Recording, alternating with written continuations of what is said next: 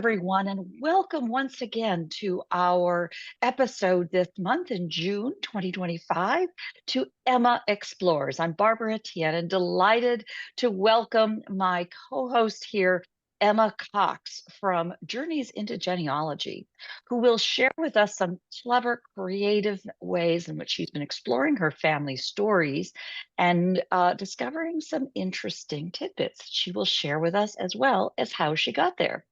So once again, welcome, Emma, and let me turn it over to you. Go ahead, please, Emma. Thank you very much, Barbara. I'll just share my screen. Just give me one moment. So here we go. So today I'm going to be talking about Rosalinda and Gylby. Now, I know that Barbara, in the information she put out about this, Rosalinda, but there's more than one in my tree, and I wanted to explore that further and just let you know about them. So just for anybody who's not familiar with me, my name is Emma Cox. I'm based in Kent in England, and I'm a family historian and genealogist. And I love family history, and I love helping people put together trees, charts, investigate DNA, all sorts of different things. I also host a podcast called Journeys into Genealogy, and there's about 110 episodes on there now, so all sorts of different things on there. So this is Great Aunt Rosa. So I grew up with Great Aunt Rosa. So she is a marble statue that's probably about 2 to 3 feet high. She's not small. And she used to sit next to my grandparents' swimming pool. So every time we went there in the summer, we used to live quite nearby. And although swimming in England isn't that common given weather, etc., we did actually go swimming. And she used to sit there. And so she was always known as Great Aunt Rosa. And I had no idea who Great Aunt Rosa was. She was just this family name with this statue. My cousin has actually got her now. And unfortunately, as you can see in this image, her nose has not survived unscathed. The rest of her is in pretty good condition, but just not her nose. And I love the thing, I think we would describe it as a mop cap or a mob cap that she's actually wearing with what looks like roses on it. So Great Aunt Rosa, so who was she? So her full name was Rosalinda Alicia de Grenier de Fonblanc, and she was born on the 5th of July 1822 in Hammersmith. And her father was John Samuel Martin Fonblanc, and his wife, Caroline O'Connell, she was from Ireland. He was English. And she had one older brother, John William Martin, born in 1820, and a younger one, Albany Bentham John, born in 1829. So not a big family for those days. I'm not sure if they lost other children on the meantime, but there's no record of those. These are the 3 that I know of. So I'm actually related to her twice. So this is where it starts getting slightly complicated. I'm just going to have a drink. So the complication slightly here is that my grandmother's maiden name was Fonblanc, and she's Great Aunt Rosa from her husband, my grandfather. So she's my grandfather's 2 times great aunt. So that's where we get the Great Aunt Rosa, but she's also my grandmother's grandmother. So this all starts getting very complicated. So what I did was I put together a little chart to try and display this. So this is what is called pedigree collapse, which is where the same people appear more than once in your tree. So I've got various instances of this on here. So on the right-hand side, on the Cox side, you can see that there's William Charles Cox at the top, and his 2 sons, Edward William and William. I descend through both of those. So that's where I've got the pedigree collapse on that side. Now, Edward William Cox, he married Rosalinda Alicia de Fonblanc, Great Aunt Rosa. And they had Ada, who had Naomi, who was my great-grandmother. And you can see that Naomi and Percy were actually second cousins. So it gets quite complicated there, but there's also a further complication on the purple side on the left here. So on the Fonblanc side, I've mentioned these people before. So John William Martin Fonblanc was in his late 60s when his son was born. So basically, it's effectively skipped a generation there. So it's gone from having Henry Bennett Edwards and Ada are actually the same generation. Sorry, there is a missing generation on the Fonblanc side, and you've got JB de Fonblanc and Naomi are the same generation, but they're not the same age, but they're not the same generation, if that makes sense. So the people in the red box are my grandparents. So you can see that there are links. I've tried to use the colours explaining the link. So the purple line goes down to Fonblancs and the blue line goes down to Coxes, and then you've got the Edwards feeding into that. So I've got these people on my tree. On the left-hand side, I've got JSM Fonblanc, who is my 3 and 4 times great-grandfather, and William Charles Cox, who is my 4 times great-grandfather twice. So trying to actually work this out was a complicated exercise, and I found that this was the best way of actually trying to display it. So you can see that makes for interesting family relationships there. And when you're trying to look into things like DNA and working out how much you share with somebody, you obviously share more where the same people are in the tree more than once. So this is how it all fits together. So then I started to look into more information about Rosalinda herself. So she married Edward William Cox on the 15th of August, 1844 in Marylebone in London, and they had 7 children. And the picture on the right, sorry, it's a little bit fuzzy, I didn't take that one. That's actually a memorial in the local church to them. So Ada was the eldest, and she survived, and she was born in 1845. Unfortunately, they then had various children who didn't survive. Florence lived until she was about 20. Ada was about 9. Alicia was about 9. Theobald was barely born, as was Theobald number 2. Then Harding, who survived, and Algernon Charles Plumtree, who again was very, very young. And I think the names and these things are just wonderful looking back at them all. And you think, well, they obviously tried with Theobald, he died, and then the next Theobald died. And so they gave up on that and they named him Harding. I don't know where that came from. There's obviously Edward would have been after his father. Algernon, no ideas where that one came from.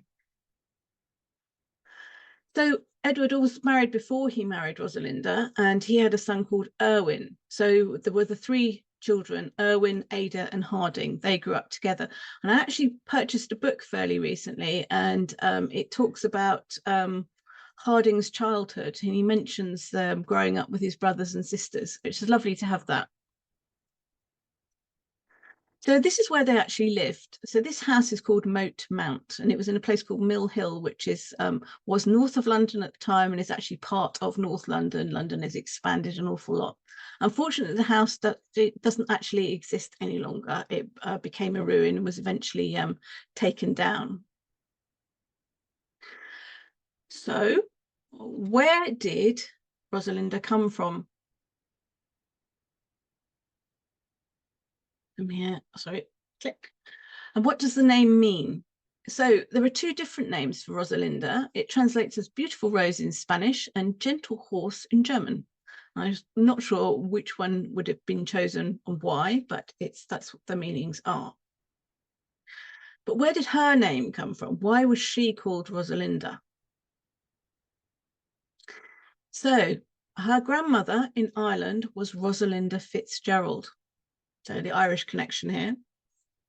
And I thought, okay, I'm going to find out a little bit more if I can about her and her family. So Rosalinda Fitzgerald was my 4 times great-grandmother. She was born in 1756 in a place called, I'm probably going to pronounce this incorrectly, Clogheen in Muldoon in Cork in Ireland. She married David O'Connell sometime between 1765 to 70. I don't actually have her marriage record, and had around 13 children. Obviously, people in those days did have quite a lot of children. So between 1771 and 1799, so there was a big span of age between the eldest and the youngest children. And I actually did find her death notice in the Southern Reporter and Cork Commercial County Journal.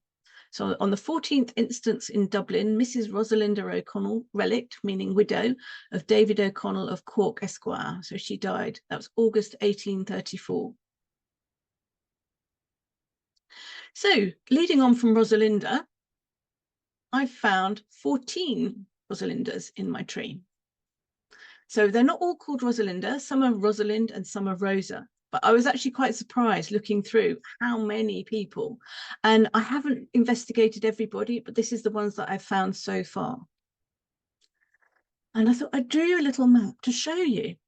So the one on the left-hand side is Ireland. The one on the right-hand side is England. So that's my line. So Rosalinda at the top. So her youngest daughter was Caroline, and she married John Samuel Martin. They had Rosalinda. Ada's middle name was Rosalind, and one of her daughters was called Constance Rosalind. And then her younger sister, Naomi, is actually my great-grandmother. So that's my side. So that's fairly straightforward. So I then started looking into the Irish side to try and find out more about it. So of Rosalinda Fitzgerald's 3 daughters, they each named their daughter Rosalinda. But not only the daughters, some of their sons named the children Rosalinda as well. So I've basically highlighted the different people in the different generations here. So you can see it goes on for 1, 2, 3, 4, 5 generations of Rosalindas. So obviously there was some very, very, very strong family connection here where people actually thought, right, I'm going to carry on naming that. So you can see Phyllis O'Connell here. She married Edward or Edmund Coffey and had Rosalinda. She married Martin Ryan. They had Rosalinda. And then you've got the other ones here, James Butler, Baron Dunboyne. He married Eleanor or Ellen O'Connell. And then of their children, they had one who they called Rosalinda. And their 2 of their sons rather, not all of their sons because they had other sons, named their daughters Rosalinda. And one of their other daughters named their daughter Rosalinda. And then on the next generation, 2 of their sons named their daughters Rosalinda. So I was really quite surprised to find out. I thought, okay, there might be 5 or 6 or something like that, but I just kept finding more. And there are at least 9 other siblings in this generation along the top here. So there is a possibility for more. And there are 4 other siblings along here. So I was quite impressed with that, given it's not a very common name, but to find that many Rosalindas actually in my tree.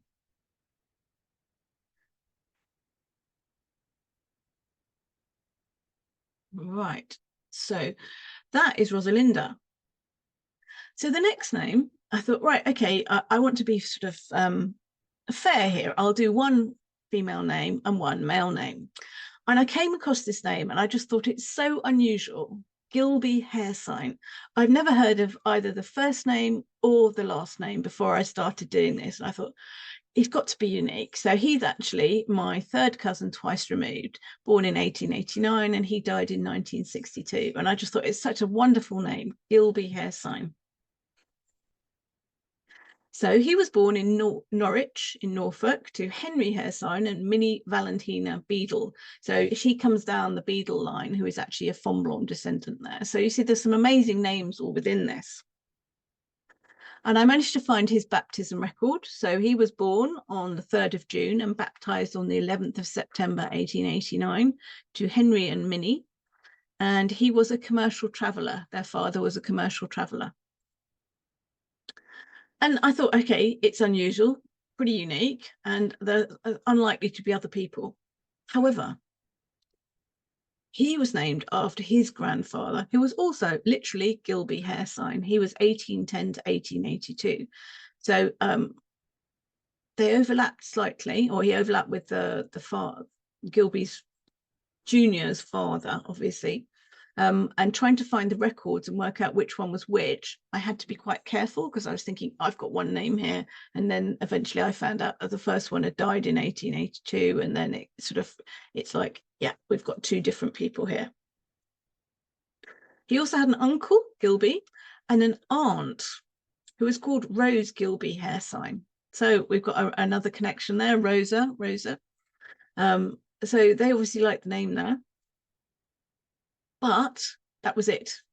I started looking, trying to find other people, seeing whether they named their children Gylby or anything like that when he did marry. But no, that was it. Gylby lasted for effectively 3 generations and nobody continued with the name after that. I did find various records relating to it, though. The census records from 1891 and 1901 are shown on the screen here. And funny enough, actually the spelling, Gylby, it was actually, the transcriptions weren't bad, given that it was of quite an unusual name. Sometimes you expect there to be very strange transcriptions, but they either managed to be Gylby or Gilby, which is pretty good going, really. And so the father was a commercial traveller, Henry Hairsign, and he was born up in Yorkshire. So he obviously moved around for his work. And Gylby actually received a school prize. So I think that was for good behaviour. So he's shown at the bottom of the screen amongst other people there. So he went to Llandaff House School in Norwich and received that in 1897 from the newspaper article there. And then I found him on the 1911 and the 1939 censuses. So on the first one there, he's a boarder, he's single, and he's a clerk in a wholesale warehouse working for a drapery and shipping. And his grandfather actually, he was a silk merchant himself, I believe, or certainly a draper there. So Gylby carried on in the same line of business there. So you can see down the bottom there, you've got Gylby and Beatrice, who was also known as Betty. So one of the things to note on the 1939 register is that you will find if somebody's changed name for any reason, this was used for things like the National Health Service. You'll see different annotations on there. You might see changes of name where somebody has got married more than once sometimes. And there'll be links to other things. So this is actually a code, the writing in green there, and it has a meaning as to where you would need to go to find out more information about them. And the register is pretty good because it actually gives people's birth dates as well there. Not always accurate, but pretty good. And Gylby was actually in the Navy. So I managed to find various articles about him, and these helped find confirmation of different things about him. So we know that he was born in Norwich and his occupation was a traveller, and we've got his date of birth at the top right-hand side of the screen here. We know what his occupation was there. We know his physical characteristics. So we know he was 5'8.5". His chest was 34.5. He had black hair, grey eyes, and a fresh complexion. We also know what ships he served on and the period of engagement. So he was taken on the 22nd of January 1915 for hostilities. So basically whilst World War I was undergoing. And it says on the right-hand side here, various comments about different things here. So had military service prior to entry. And then you can see the different ships that he served on here. And you can actually find out the different things about where they went and what they actually did as part of the war. And the second one I found actually gave me his military service number. So you can see here it's got, I think that's PI 40993. One of the things to be aware of with military service numbers is they did get reused and that they weren't necessarily unique. And certain regiments might have had the same numbers. So you need to try and be careful when you're looking at things there. So on this one, it says his appointment was terminated on the 14th of January 1918, and he was put onto the reserve list. He also gave his address here, so 79 Earlham Road in Norwich. And it said that he was promoted. So down the bottom here, we've got a date. It was put into the London Gazette in 1917, and that he was a temporary, I think that is a petty officer, temporary petty officer, and I think that's a 6, and that also means something. So if you look up military ranks, you can find out more about that. And that came into effect on the 1st of September 1917.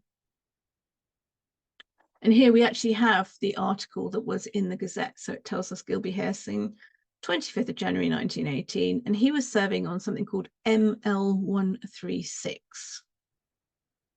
Which is this particular ship here. I actually found this image online. So this is a Royal Navy Fairmile B-class motor launch ML136 designed for harbour defence and submarine chasing. And this picture shows it on patrol off Fort William in 1944, so sometime after, and that was the Second World War. But I thought it was amazing to actually find an image of the ship that he actually served on there.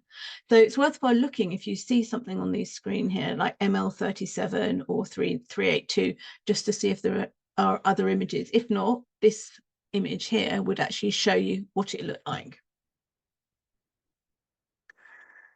And then we have that he was demobbed. So he basically left the Navy on the 8th of April, 1919. And you can see his rank at the time was a temporary lieutenant.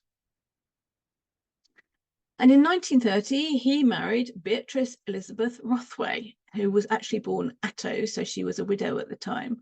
So this was an older marriage after childbearing age, pretty much. Although, having said that, people did have them in later life there. But you can see on this, his profession is a silk merchant, and he's residing at the Charing Cross Hotel. His father is a merchant who's died, and her father was a gentleman, and they've both signed the register, and there's a couple of witnesses there. So Gylby lived on for another 30 years. He died on the 20th of June, 1961 in Galston in Suffolk. And this is his probate here. And so it went to Betty Elizabeth Haresine, his widow, effects £25,930 and 1 shilling.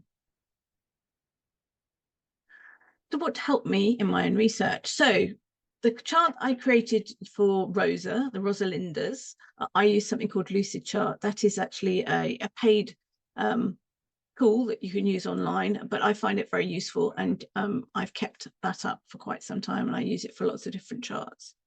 I actually found Gylby's paternal family via someone else's ancestry family tree there. I used FreeBMD to find information on births, marriages, and deaths, newspapers.com and the British Newspaper Archive, and something called unithistories.com, which is not one that I've come across before.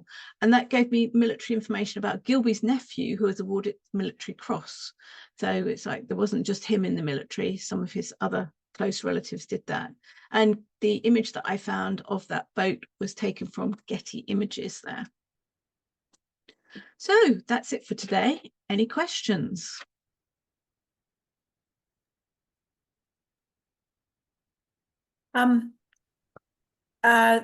Probably not a question. Absolutely fascinating to see those naming patterns. I'm sort of always interested to see naming patterns, but that was an unusual one. And did you ever find out where the Gylby name came from? Was it a surname? I think it must have been a surname. It was from Yorkshire, but I didn't really go back much further than the grandfather, to be honest. And the name changed beyond that. It wasn't, his father wasn't Gylby. So I just thought, okay, it must have been someone where somebody married in, I'm presuming, and they wanted to keep the surname going. Yeah. And then not to mention hair sign, that's more unusual again. Very, very unusual. That was great. Thanks, Emma. I agree. It's always fun to see these kinds of naming patterns. I remember asking my mom why I was named Barbara when my sister and brother are clearly named for beloved, great aunts and uncles and great grandparents and so on. To which she answered, "I don't know. I just like the name." Oh, so disappointing. It could have been somebody fashionable at the time or something. Was there a singer or something like that? So she would tell me, or maybe it was someone fashionable who did something dreadful and she didn't want to talk about it. So I'm always looking for the mysteries in these things. So, Yeah. I actually know that I'm not the first Emma Cox in my tree. So I have a great aunt, 3 or 4 generations, 3 or 4 times great aunt who's Emma Cox. So that was quite fun to find out. But looking at other names in the tree, you can definitely see patterns where the names are repeated. So I've got umpteen Williams, Edwards. My dad's first name's Anthony. That is less common, but there are a few. But William is one that has been repeated endlessly, and Harriet as well. And there's all sorts of things in there.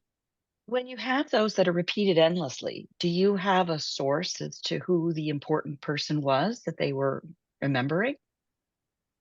So the Williams, I think, come from lots of different places, but I can trace it back to Charles Cox was my about 4 or 5 times great grandfather, maybe slightly further than back in Taunton.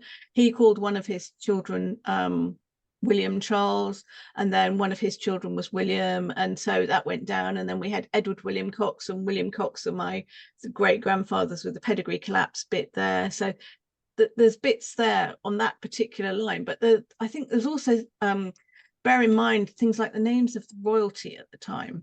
So who was on the throne? who was popular, who was a singer or something like that, depending on how recent it is. I mean, you get some very strange spellings of names in the 21st century, late 20th and 21st century. But equally, things have fallen out of fashion. You also hear things like where people were named after battles in wars. That's actually a thing, and I was talking to somebody about that recently. So that you'll find there's nothing in the family about it, but a person was named after a battle. Yeah, that sort of thing. Like Trafalgar. Hey, wow. Or Nelson. You get lots of people who are called Nelson after Lord Nelson and things. Yeah. Wow. Is that true in Australia as well, Jennifer? Not so much the battles, but definitely the royalty. But when my children were born, so looking at the 70s, late 70s, William, George, all the royal names, they were just weird.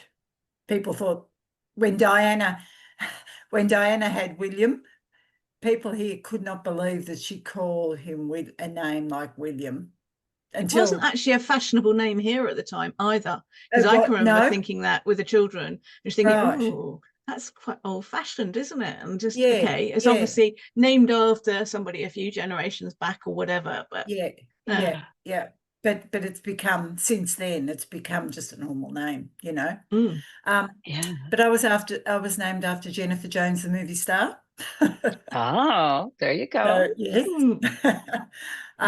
And talking about naming patterns, why I'm really interested is my father's family. My father's Thomas Lloyd.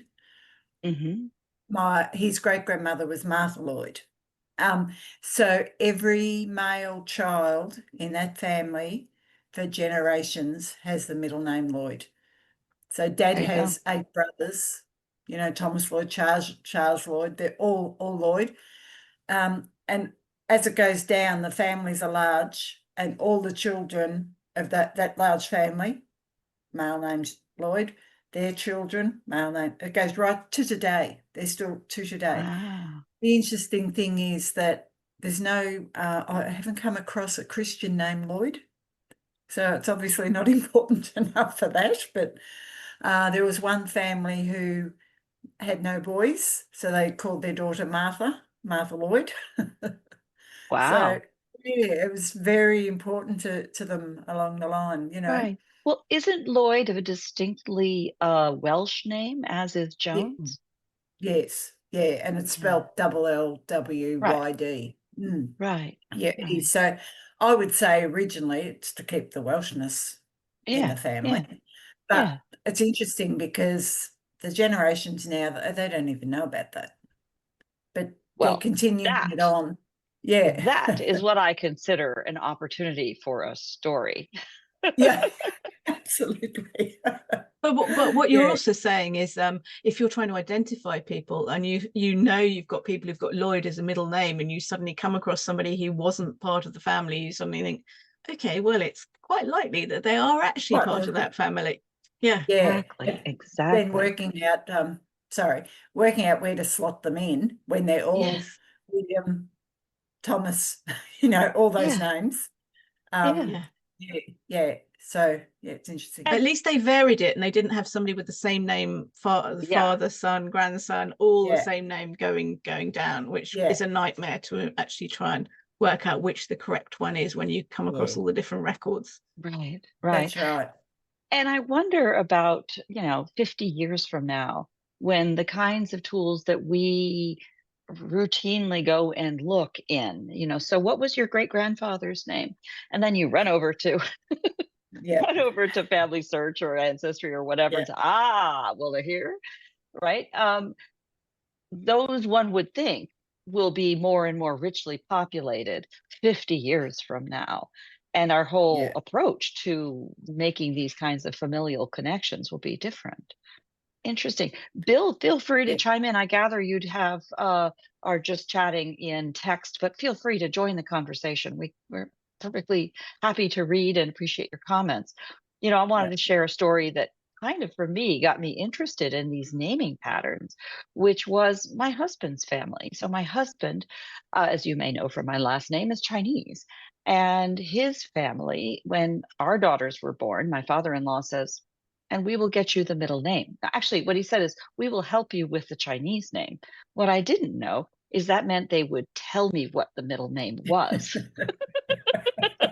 Oh, so the reason for this, again, I did not know this, was that in like 600 BC, something like that, way back in time, the family had one of the ancestors had written a poem, very long poem. And each character, and you understand how Chinese works, each character would be captured as the first character in what is usually a 3-character name, a given name. So the given name would be 2 characters, the last name is 1 character. So someone's name is frequently 3 characters long, last name first, then the 2 characters of the given name. So for Western families, they will often have their American names, American given name, usually 1 name, and then their Chinese name, which would be in English the middle name.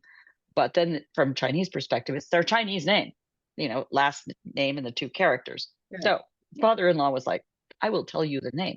And that's because he had, for generations, as the eldest in the extended family, been making selections for the names in ways that were fortuitous, that were auspicious, based on time of day, what we would think of as kind of zodiac symbols, time of day, place of birth, that kind of thing. So each of our daughters, and every single Tien member of a Tien, if the last name is Tien and the middle initial is Z, or you take that same character and look at what it would be in the other romanization system. So we often typically use pinyin. Wade Giles was the older thing that we all grew up learning when we were before China opened.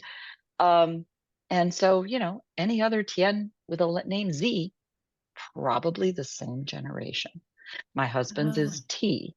And it's fascinating. Of course, you don't see the name very often, but in his family's area of China, Huangpi area, it's actually outside of Wuhan, that no one had ever heard of Wuhan back in the day. But yeah, there's lots of Tiens. So it just goes to show that how these kinds of naming patterns taken at scale can be really meaningful.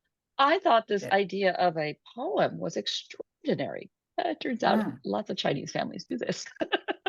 Oh, right. And so the poem is very long. My father-in-law pointed out, like, yeah, we pretty much just watched the first 12 characters of the poem and then recycle those. Because who's to keep up with 12 generations? When you think of naming conventions in other countries, the Scandinavian countries and Iceland and things like that, their son or daughter and things like that, and that makes tracing things not easy because people's surname is literally different.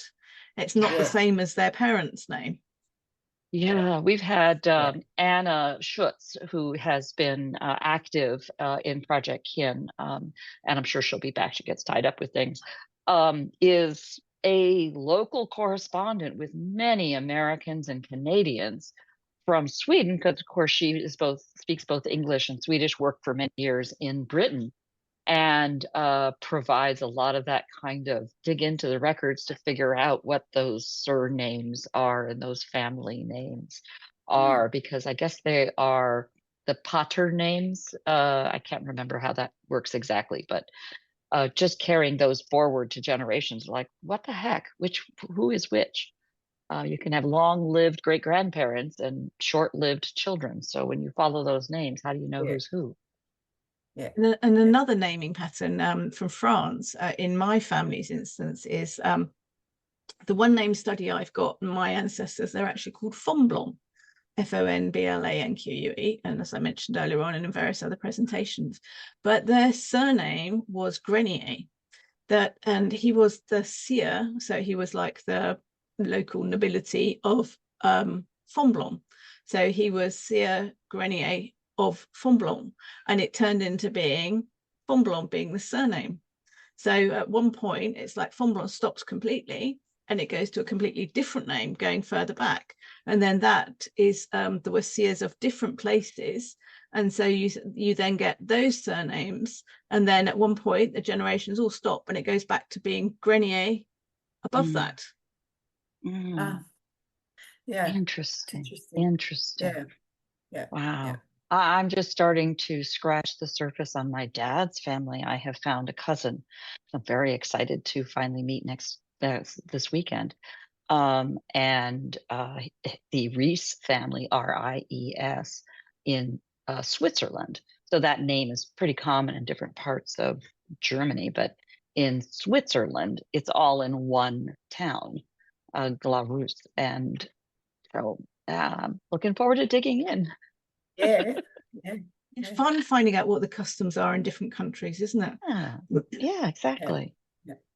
And that's really one of the things that I think has such potential with what we do here, is Projectkin extending, even just limiting it to the English language, from Britain, all of Britain, to Canada, America. We've joked many times about the shocking similarities as former colonies, to Britain and what our experiences are. And I honestly do hope one day that our instantaneous translations will be enough to be good enough that we can maintain these kinds of conversations, despite language differences, and have a chance to have guests from Switzerland talk about their family history in ways that we can follow along. There's no reason that language should be that barrier when so many of us have family lines that extend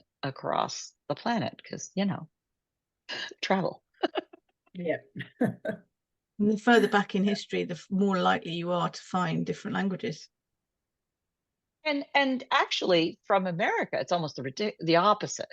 The closer in history you go, the more likely you are to find people from around the planet because of the distances to travel, right? Yeah. We have a lot of Spanish speakers in the United States, but also during the late 19th century, you have a lot of Europe.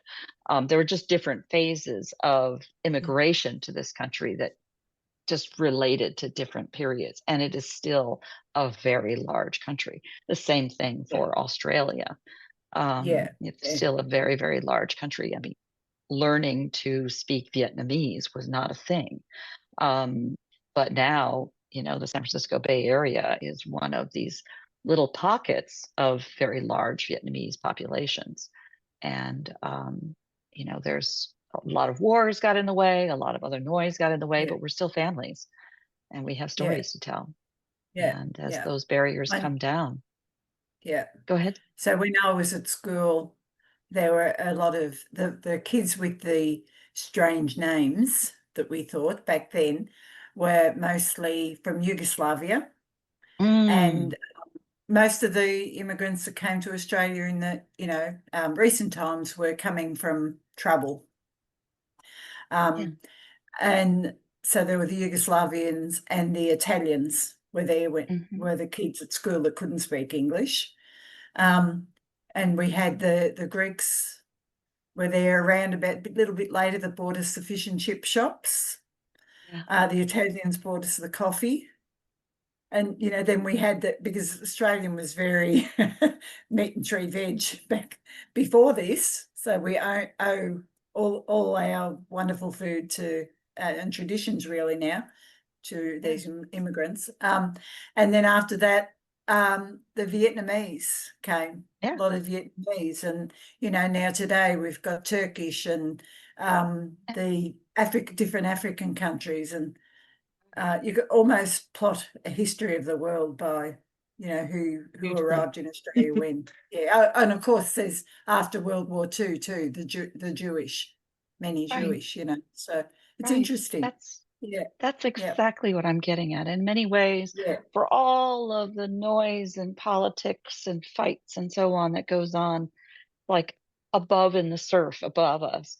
Down Yeah. here, we are families, and we Yeah. care about good food, and we care about each other, and we care about Yeah. neighborhoods and those Yeah. kinds of things. And again, all of that politics aside, at the end of the day, I mean, here in I'm in the San Francisco Bay Area. San Francisco itself, for whatever weird reason, became a hub for what were called White Russians, Russians who emigrated from Russia during the Bolshevik Revolution. So Right. this was in, 1917, 1918. There's a large Russian community, fabulous food. Yeah. Not to mention what you think of for San Francisco, perhaps, is our Chinatown. Well, that's because of the railroads that ended here. And so, and oh, yeah, the Pacific to get here. So, those kinds of things were foundational to Yeah. what became of California. Oh, yes, of course, California wasn't American until the Mm. middle of the 19th century, not that long ago. It was No. part of Mexico, and before that, it was part of Spain. So when we just scratch the surface to history, we don't find a lot of buildings, but we do find Spain, Yeah. and those kinds of things. And yeah, it's again politics today. Don't want to go to. But No. just looking at what that has meant for communities. We have a huge Afghani community just Ah. down the bay. It's just one little Yeah. town. And I Yeah. agreed to meet a friend, my startup days, I agreed to meet a friend at a restaurant I just picked out of the map in the early days of Google Maps or whatever. And we met at this place. I'm sure, Afghani, why not? It was a massive hall. There was nobody there. We walked in, each of us separately later times, and all by myself. So somebody comes out and brings me tea. Okay, what's happening here? It turns out it's a community hall that would be used for Oh. weddings and whatnot. Yeah. And Yeah. a little difference in translation. They didn't quite know how to place it on the map and how to describe it. But there I was. Yeah. Oh. Yeah. Yeah. To me, those kinds of immigrant experiences that are Yeah. kind of shared with a community are Yeah. tomorrow's family history, right? Yeah. As Yeah. Yeah. families start to tell those. And I grew up Yeah. in largely in Hawaii, where white people from the mainland were the later generation to arrive, because certainly the Hawaiians had been there, and some number of wealthy who became wealthy white. They were missionaries, but became big landowners. But then you had the people who would work in the fields from the Philippines, from Japan, from China, and then after statehood, you have a bunch of people coming from the mainland. It was, layers. Yeah. Yeah. Yeah. That's what history is, though. History is layer upon layer, isn't it? Right. Yeah. Yeah. All we need is an ogre and a donkey to talk about parfait. Nobody don't love parfait. Well, So there's I've been going back to my hometown, huh? to come out every week, and it's 20 years since I left, which is not very long, but it's changed a bit. So you mentioned this, what reminded me, you mentioned the Afghanis. There's a large Afghani community there now. And you know how in little small housing areas, I don't know about over there, but here, we always had a milk bar on the corner, before supermarket. Yeah, milk bar. Do you know milk bar? Just a corner What's shop, milk? Oh, a corner we shop would that call sold milk and bread and newspapers and a everything. bodega, as they call them in New York. Oh, they are, yes, exactly. And our first trip to America, I had no idea what a bodega was at first, and I thought, oh, it's a milk I bar. know. So they all closed down, these milk bars, when the supermarkets became 24-hour and, took over. Mhm. So these Afghanis are all setting up little grocery stores in Yeah, Afghani grocery yeah. stores in these closed down milk bars, and in a little strip where there might be 3 or 4 shops that have all closed down, you'll have the grocery store, and a shop might be used as a community centre, and a doctor, an Afghani doctor might be there. And, you know, it's just, I just think it's wonderful. It just adds an extra layer to this town that has always, like our town, we always had the immigrants, you know, like I said, the Greeks, the Italians. Right. Well, now Right. we have And specialized food needs like halal or kosher also tend to bring that kind of, because you can't eat if you can't eat kosher, and you know you can't eat halal. So you need someone to bring in the cultural elements to ensure that the food can be shared. We have here a major university at Berkeley, so there's a lot of foreign students who will come here to study, and we have the Pakistani halal market next to it, and they'll serve both Indian and Pakistani foods in the same way that many of the Japanese restaurants are actually run by Koreans who grew up in Korea during the period of Japanese colonization. I mean, it's really awkward when you look back over history and you see these conflicts, but hey, I gotta make some money. I'm a silk merchant or whatever it is, I'm making some money here. You got to respect that. And again, all that noise is up there, we're just down here being a family. Yeah, love absolutely. That. And when my daughter came back from Japan, she was an exchange student for a year. Oh, that's right. I wanted to be able to cook for her. I had no idea how to cook Japanese, but I had to drive to Melbourne, like a 2-hour drive, to buy ingredients in those days for her. Now I'd probably be able to go down to probably the local supermarket would have a lot of those ingredients, whereas it wasn't her then. There are actually there's an online service that has specialized in those foods of foreign food ingredients delivered to your home, specializing, I think, in Asian foods. But it's a beautiful thing. It's a beautiful thing. It is. Well, why don't we go ahead and take this as a wrap with a smaller group? It's always a little shorter. I want to thank you so much, Emma, for a delightful conversation. And Bill, thank you so much for joining. And of course, Jennifer, as always.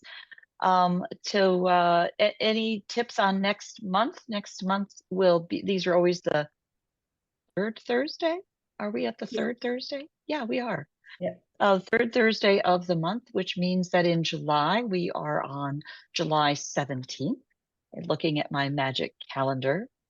One of the things that I just love about this series is the way Emma is always exploring her own family tree to discover these same patterns or something that we can all kind of do with our own. And yet we hear about at least for me as an English speaker growing up, a part of history that I always heard something about at a distance. So it's always fun to hear and to see. Thank you for that. And I haven't decided on my next month's one yet, so I will, watch this space. I'll start slipping you curiosities of Britain and see where that goes. I did have one quick question though. You mentioned the free BMD. What is that? So it's called Free Births, Marriages and Deaths, Free BMD, literally, if you type that in, and you can put someone's information in there, and it's actually really good for searching. So you can put someone's surname and a maiden name if you want to. You can put 2 people, find a marriage, you can births, marriage and deaths. You can find all sorts of different things in there. The searching is actually quite clever. You can reverse it. So if you want to find a marriage and you don't know the person's Christian names, if you put the details in there, you can put both surnames in, and then if you put them the other way around, you've got the right people. So sort of start with searching for the man first and then for the spouse, and then do it the other way around, and you can confirm people's there. It's also actually really good for looking for living people. You have to be a little bit careful on this one, but you can find details if you put in there, for example, you can tick marriage and birth, and then you can say, right, this couple married then, and you've got all of these people, and it's got the person's maiden, the child's maiden name, and in the right area, and all of a sudden you've got a family. and that is available for people who are still alive. So just have a look and see what you can discover on there. But it's a really good resource, and it's not fully complete. There are gaps in it. What but is it's the definitely worthwhile. years? How far back does it go? Civil registration. 1850s, 1830s even. Hang on a moment, I'll get it up. Yeah. Hang on. 1836 was it? freebmd.org.uk is the link. 1837. Yeah. So they've got information 1837 to 1999. But they've not transcribed everything, and they've got that in capital letters on their homepage. So you will find things missing, but it can be really useful there, and it can actually help you then go and actually request a copy of something. So you can get copies of birth and death certificates from the General Register Office there afterwards. I see. Terrific. Thank you. That was one last question I hadn't asked. Thank you again. Thank you so much. And I'll be getting this video up as usual within a couple of hours. Maybe more, maybe less, depending on what happens. Thank you so much. See you. Thank you. All right, Thank you you. take care now. Bye. Bye-bye. Bye. Thank you again, Bill. Lovely to see you.